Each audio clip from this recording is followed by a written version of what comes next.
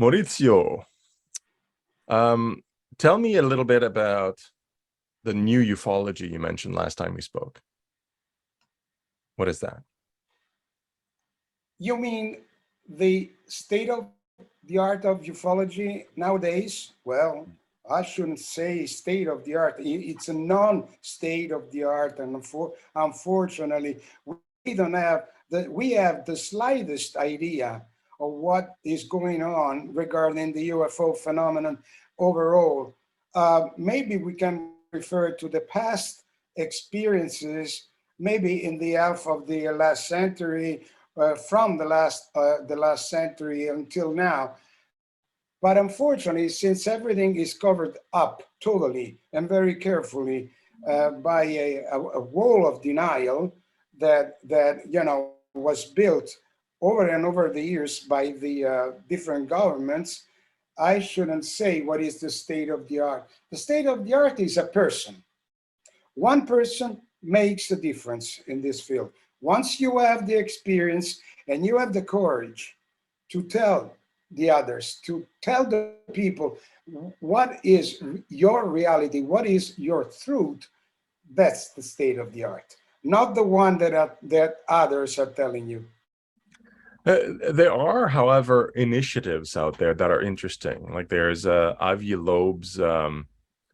Loeb's initiative to explore scientifically UFOs in the sky. There are some efforts that from individuals and researchers that seem to be legitimately trying to break that secrecy mold. What are your thoughts about these new initiatives and this new movement for the last maybe 2 years surrounding disclosure and make it more palatable and available to the general public? It is extremely interesting from a standpoint, being a journalist since long time, actually. I understand that the information is never too much. We need more and more information in order to establish ourselves on the subject, in order to understand what they are saying. I mean, who is telling what? Dr. Loeb comes, I believe, from a very high level scientific standpoint.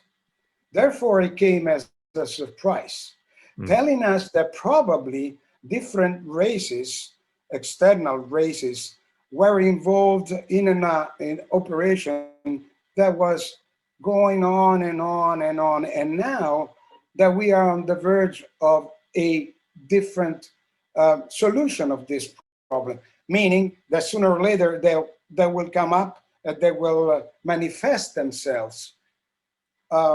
What is the ground point? Where is the ground? Where is the level of not consciousness? Because Dr.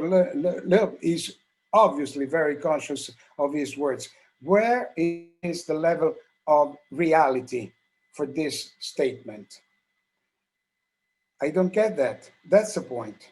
And I went through let's say, revelations. Take others, for instance. Um, Jacques Vallée, it's a great thinker. Um, Colonel Corso was a man of army. Who's better, Colonel Corso and Evie Loeb? Between the two of them, who is rightful in the sense of disclosure? Corso tried.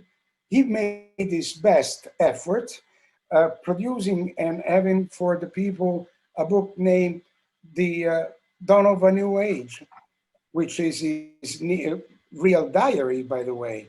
The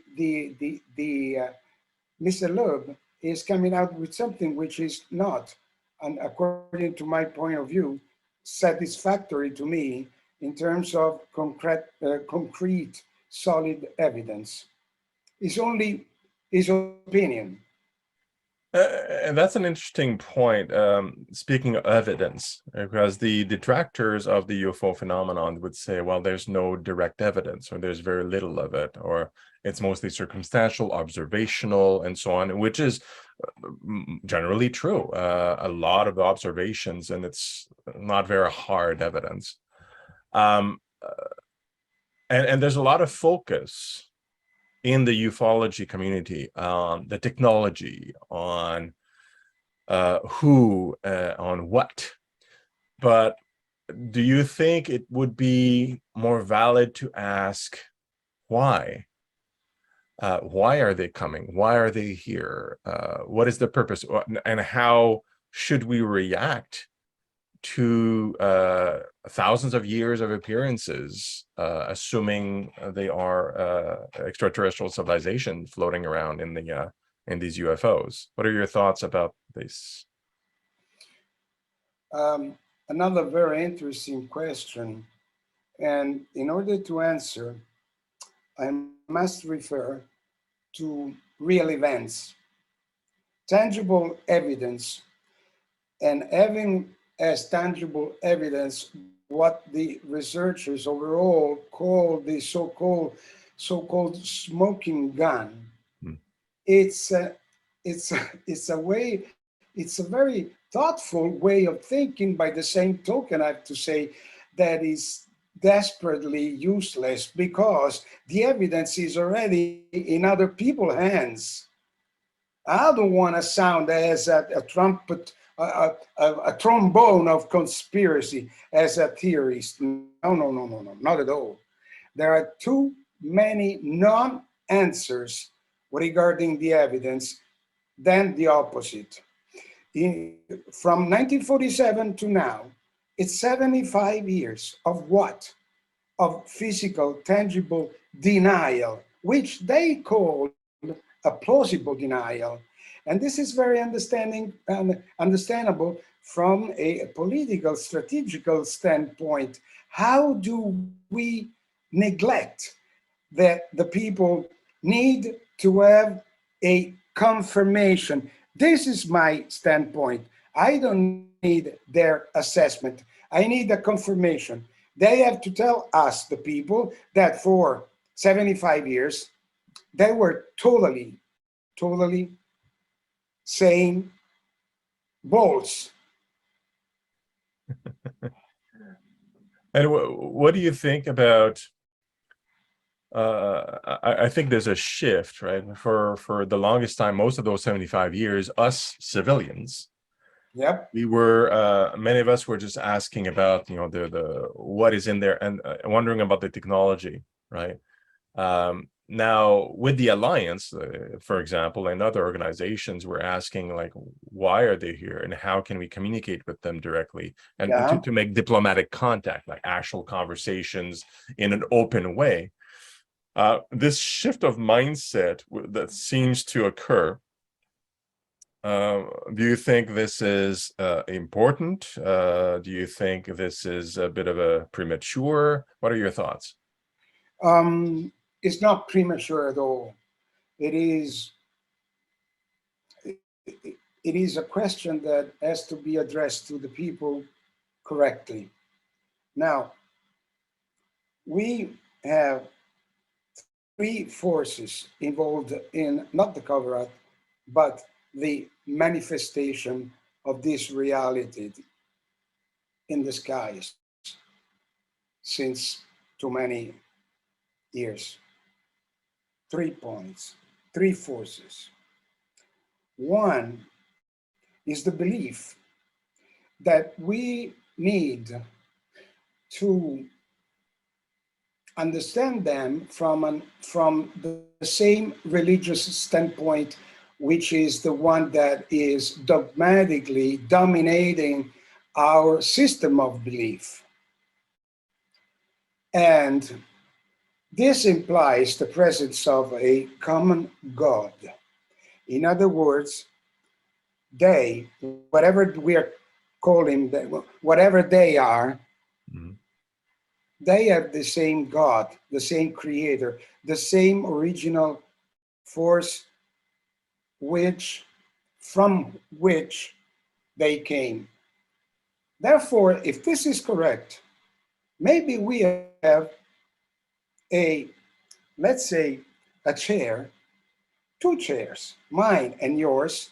We're sitting on the same chairs because your God created you, the same God created me. First. First point. Second point, if life evolved differently elsewhere, and in case we have to talk to a legion of ants coming from I don't know where, but nevertheless they're coming on their beautiful mechanical machines, electronic machines, energetic machines. Um, Nevertheless, they're coming from elsewhere, but they're totally different than us.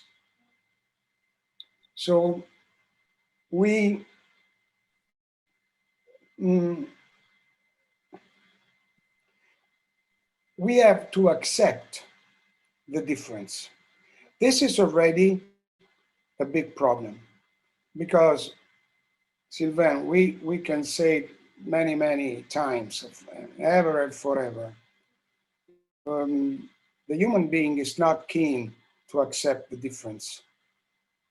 So the surprise will be very abrupt, very, very difficult to understand if they are totally different. Just from a physical point of view. And if they also don't reason as we do, that's another problem. Take that movie, Arrival. That's a great movie. I think it was a very good effort to for us to understand that that difference, it is there, and this is the second point. It is there, but there's always a solution. In that movie, there's a person who knows the difference because she was a mother of a very uh, difficult child because the child, her daughter died and blah. The love of a mother for her daughter or her son has to be the same also for an extraterrestrial. Second point. Third point, we cannot be helped by anybody else but us. There will be no solutionary involvement in this event eventually. If they come and we say, hey, people, please give us a hand, and so therefore we can solve this and that problem. Nope. No expectation, no no hopes for humanity from the externals, from the extraterrestrials. The extraterrestrials have already their problems, and they don't want to talk to us about their problems. We don't have to talk about our problems to them. So this is my idea of a good relationship. Yeah, I think this is a very important discussion because and that's why I brought it up about the why, right? Yeah. They came here from another solar system. So obviously, and that was a long time ago. So technologically way advanced compared to us. And we can't presume that we know their technology, their society, their way of thinking, etc., because we don't know them. So even if, like to your point, they are many of them are completely humanoid, maybe created by the same source, and so on. They have an entirely different culture, and they've progressed as a society much farther than we have, or at least differently. But we tend to project our experiences and our history onto whoever we meet all the time, because that's our frame of reference as humans. So they don't need us, and they certainly don't want our problems, like you said. Yeah. But they control, because of this, they control any kind of meeting that may occur, right? They decide the time, the place, the means, we are the primitives here on the planet Earth. So how do we prepare in those circumstances for an actual meeting with such a civilization? Okay, you know that I'm an experiencer, right? Mm, in order to accept that experience, which occurred to me in 1997 or 1998, they were very smart. When they approached me during my dream time, actually I was asleep at 3 in the morning. Usually you are asleep and you're dreaming. Maybe if you're a composer, something occurs to you and you will write down some chords, and next morning you compose the most beautiful song. Not my case. As soon as I understood that they were there for me, I had just that feeling. No, I just heard this, which I call it as, is the key for them to pass through you. I mean, not through, but to make you more confident and understand that nothing will be.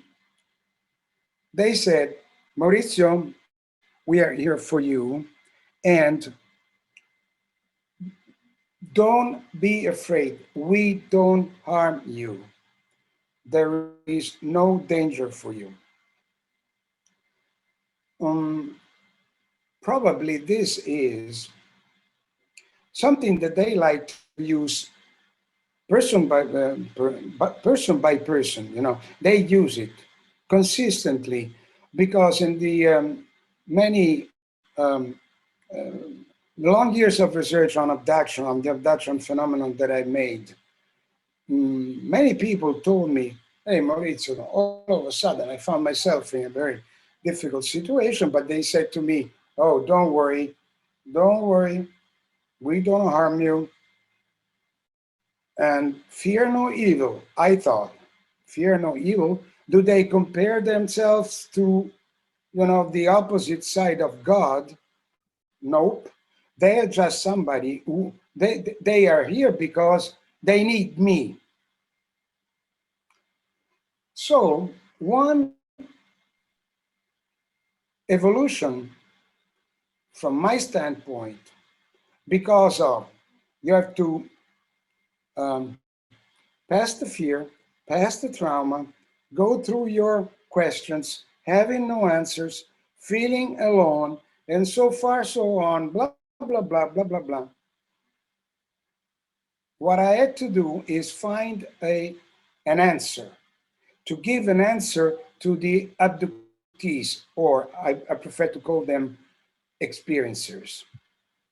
And I go like, you know what you have to do next time when they come and they knock at your head and they speak telepathically, communicate telepathically to you, you have to say to them, hi, what could I do for you?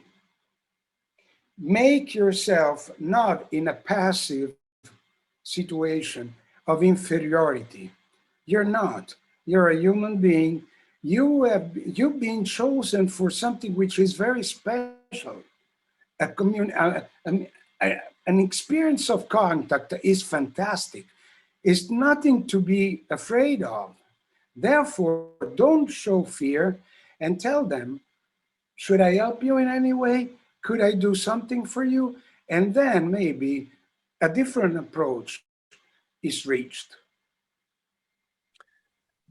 That's really interesting because, I mean, you've done a lot of research as a journalist and producer. You've spoken with a lot of experiencers. You've had your own experience. Um, there is a consistent or majority of experiencers that are exactly like yours. It seems like it's peaceful. They approach, like you said, like becoming peace, so to speak, and we need you. We'd like you to do some mission. That kind of language is often There can be occurs. also it could be also a deception, by the way. Yeah, but that is the, from the experience point of view, that's I think that's majority of the experiencers have that kind of experience, right? And I wrote an article many years back about extraterrestrial civilizations, like why would they come here with aggressive intent? And the conclusion of the thesis was they would be only for religious reasons, like their religion. Then they may have some kind of like from a belief system, they may have ill intent. Otherwise, there's no reason for them to come here to do anything wrong with us. So that's going to kind of just like a rational deduction.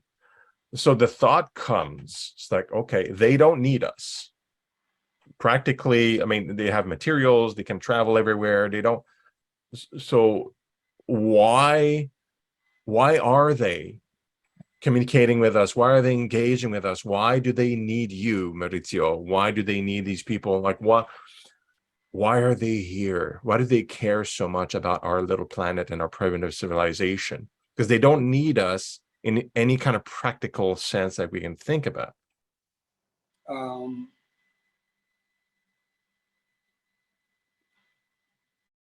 We don't need to be protected by anybody else but ourselves.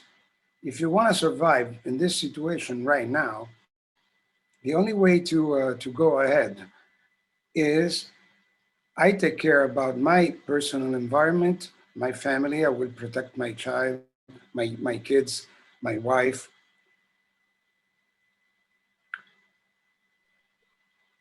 And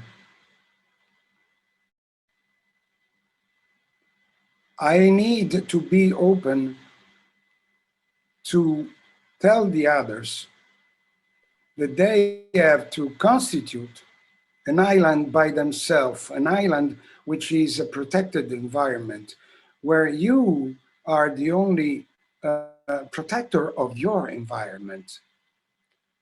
This is a, let's say, it's a starship. Comes, gets down, some little beings are coming and visiting you, and you go like, oh God, why me? Especially that's the main point. Why me?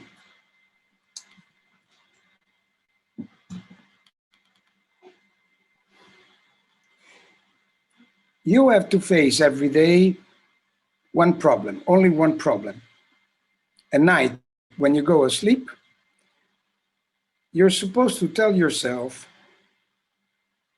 tomorrow morning I will be alive again or not.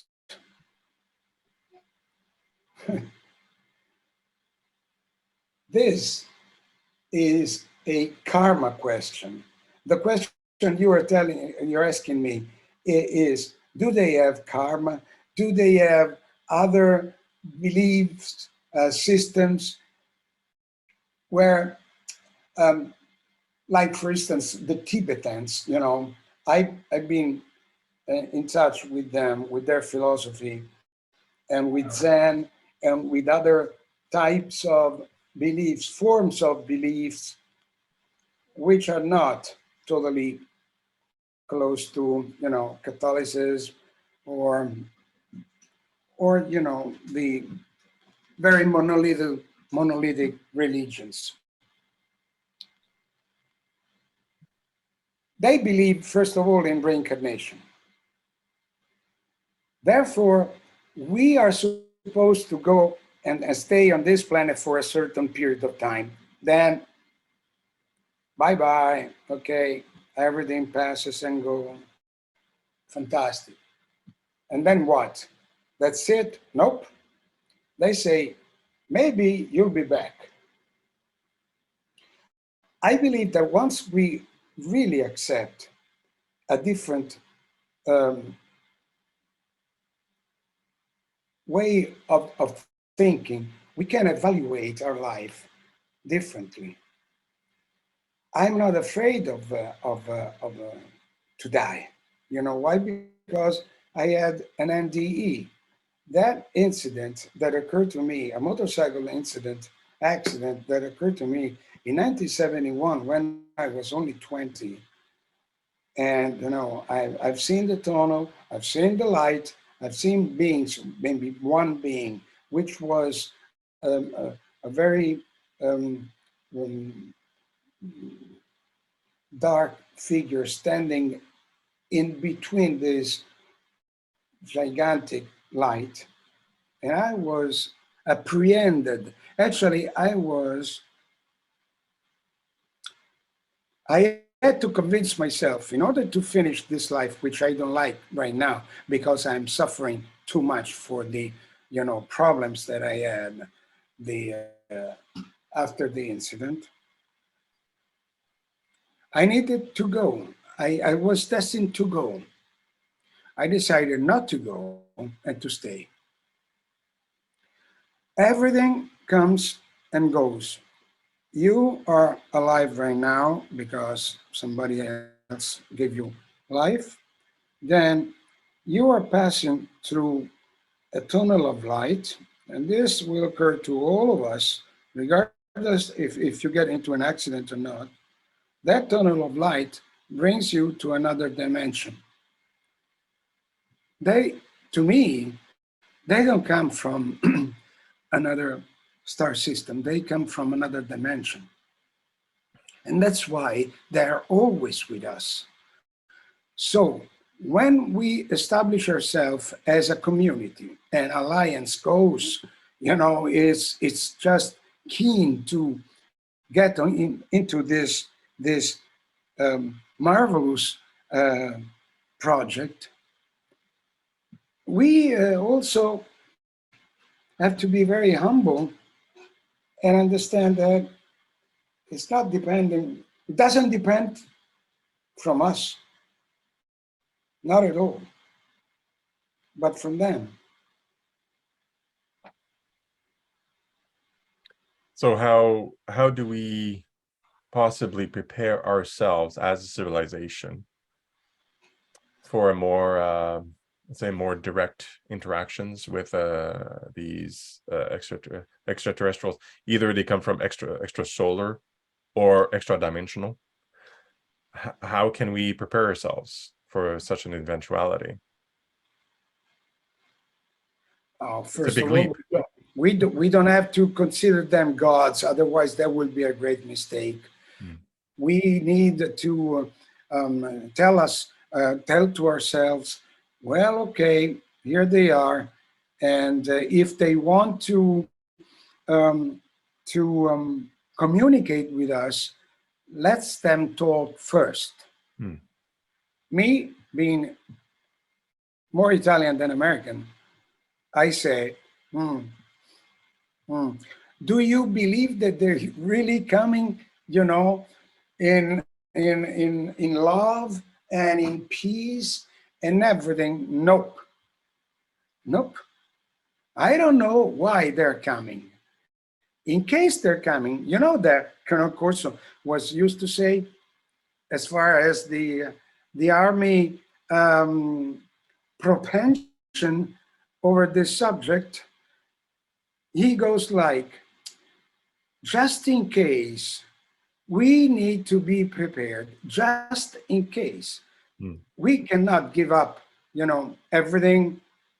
And he was a military man. He wanted to defend the United States of America. I don't have anything to defend but my family and but myself. That's already enough. That's already something. So as you as you can see, I reside on a very personal um, um, idea that I'm dealing with a different reality that communicates with me since many, many years, probably from scratch. And I was destined to be part of this I'll say, gigantic step ahead, because it will be overwhelming. And the main point is, how do we communicate to people, telling them, hey, look, there is something that we have to tell you. Something is going on, and we are not alone. Well, I think that's the realization, that first step, right? The realization that not just intellectually that we are not alone, because that's a thought that's been around for a long time, even Yeah, in scientific circle, the Drake equation and so on, they're but when people feel in their gut, like they know we're not alone and that we are literally visited, right? On a consistent basis, yeah. that is something that can change a whole society. That Mhm. that very visceral realization, and you touched on it a bit before, like the shock, right? Because we don't know what they look like. They may have a completely different state of being. They may be extra dimensional, and there may be multiple civilizations that have different forms, not just one, right? Like Yeah, many people yeah. talk about many races and as well. So in my own way of thinking, like since we don't have easy access to these beings, except from experiencers like yourself that have some contact, which is a minority of the population, um, the planet Earth essentially becomes a petri dish of us getting used to the idea of differences, and we have a hard time doing that with each other, Yep. still. Right? Yes. So a way, to me, and I want to have your input on this, a way to prepare ourselves for something grander and more shocking is to resolve the issues we have with each other. What do you think about Yes, that? absolutely. So, resolve the issues, the internal issues, and then approach a different level of communication with others. Now, who built the pyramids? Who were the real ones? We don't know yet. Um, Other question, the crop circles. We have to understand and acknowledge that some of them are humanly created. Mhm. The reasoning for that is not a question right now. It's out of sight. But still, they appear. And they appear all of a sudden. In 5 seconds, they create something which is absolutely stunning and beautiful. Well, don't tell me that that comes from a psycho expert or somebody else, or humans. No, no, no, no. Therefore, their way to communicate with us arrived on Earth in such different and beautiful ways, and in each um, creative act, which is giving birth to a child, that's already extraterrestrials. That's already the big mystery. The biggest mystery of all is how life was created, was put on Earth. What type of, I don't tell me that it was a germ or a bacteria that then all of a sudden, I mean, not all of a sudden, but in the course of centuries and thousands of years, evolved to a state of physical evidence such as ours. No way. No way. We came as we do are right now because we are identical to others who are out there. And those others said, oh, well, okay, let's put some of us there on Earth. And I believe and I hope that these others are peaceful. Unfortunately, the extra the even the Italians, but especially the Americans and the Russians and others, and the Chinese, they are not peaceful at all. And therefore, if you know, um, Rupert Sheldrake will say, as an exobiologist, he will say that a form of life that was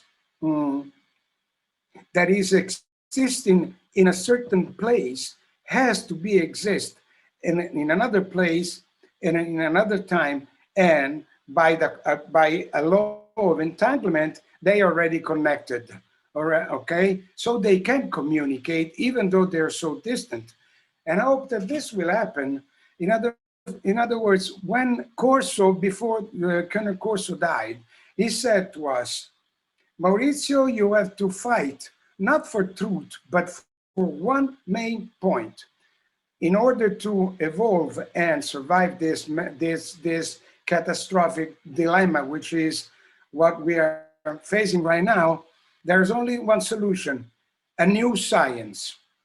He said all the time, a new science. And I was going, Colonel, what are you saying? What are you telling us?